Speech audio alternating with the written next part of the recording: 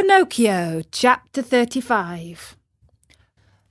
Pinocchio, as soon as he had said goodbye to his friend the Tunny, tottered away in the darkness and began to walk as well as he could toward the faint light which glowed in the distance.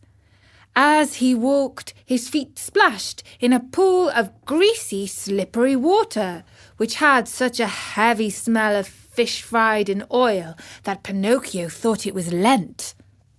The farther on he went, the brighter and clearer grew the tiny light. On and on he walked, till finally he found... I'll give you 1,000 guesses. My dear children, he found a little table set for dinner, and lighted by a candle stuck in a glass bottle. And near the table sat a little old man, white as the snow, eating live fish.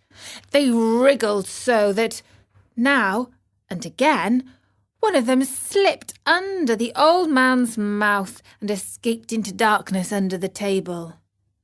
At this sight, the poor marionette was filled with such great and sudden happiness that he almost dropped in a faint. He wanted to laugh, he wanted to cry, he wanted to say 1,001 things, but all he could do was to stand still, stuttering and stammering brokenly.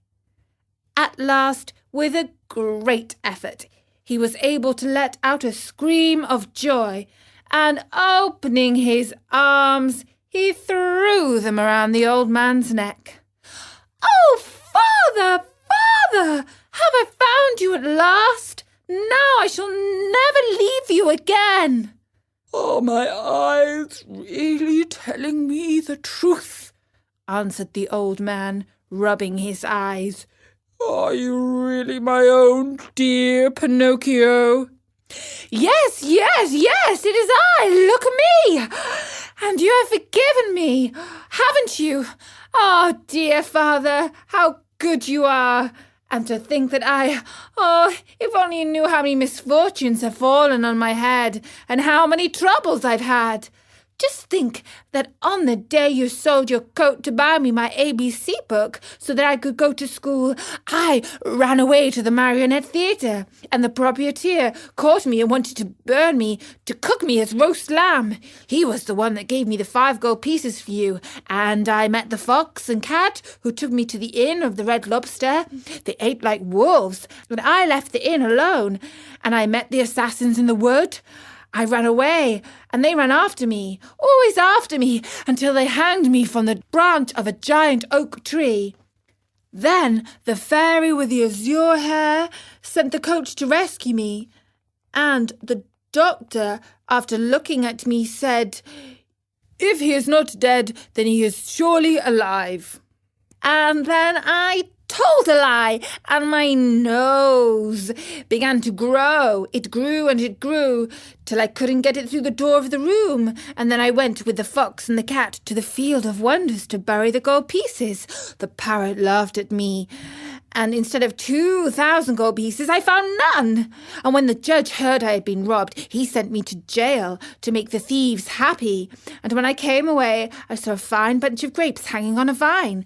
The trap caught me, and the farmer put a collar on me and made me a watchdog. He found out that I was innocent when I caught the weasels, and he let me go.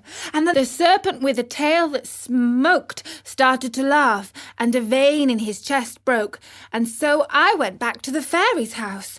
She was dead, and the pigeon, seeing me crying, said to me, "I have seen your father building a boat to look for you in America."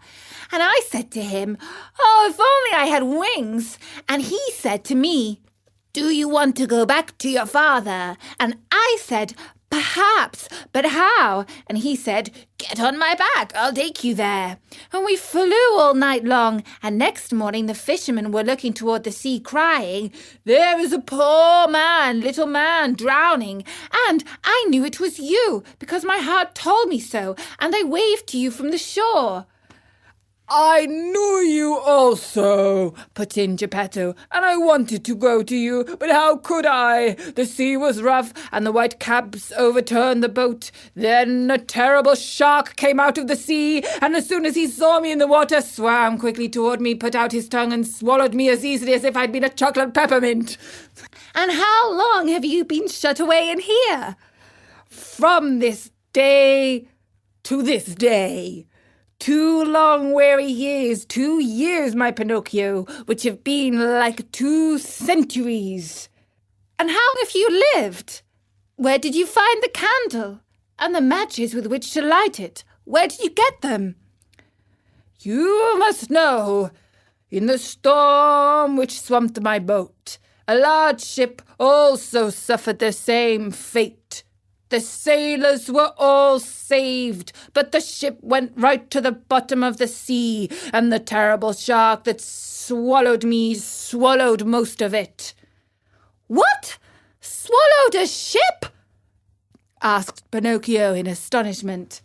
At one gulp.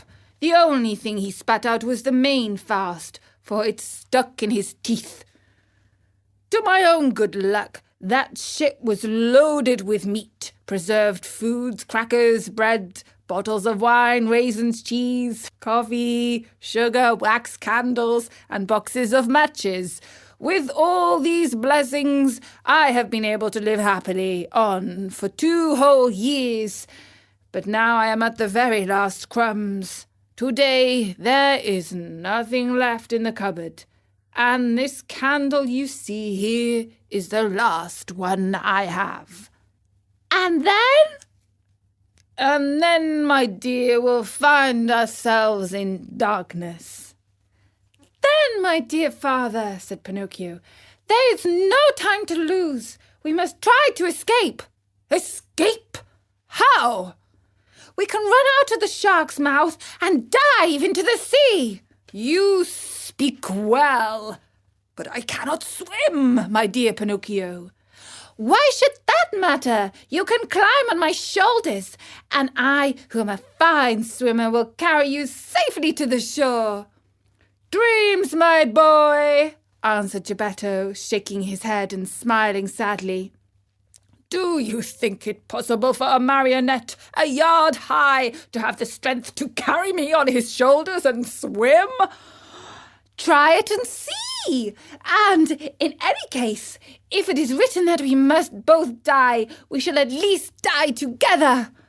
Not adding another word, Pinocchio took the candle in his hand, and going ahead to light the way, he said to his father, Follow me, and have no fear. They walked a long distance through the stomach and the whole body of the shark. When they reached the throat of the monster, they stopped for a while for the right moment in which to make their escape. I want you to know that the shark, being very old and suffering from asthma and heart trouble, was obliged to sleep with his mouth open. Because of this, Pinocchio was able to catch a glimpse of the sky filled with stars as he looked up through the open jaws of his new home. The time has come for us to escape, he whispered, turning to his father. The shark is fast asleep. The sea is calm, and the night is as bright as day. Follow me closer, dear father, and we shall soon be saved. No sooner said than done. They climbed up the throat of the monster till they came to that immense open mouth. There they had to walk on tiptoes, for if they tickled the shark's long tongue, he might awaken. And where would they be then? The tongue was so wide and so long that it looked like a country road.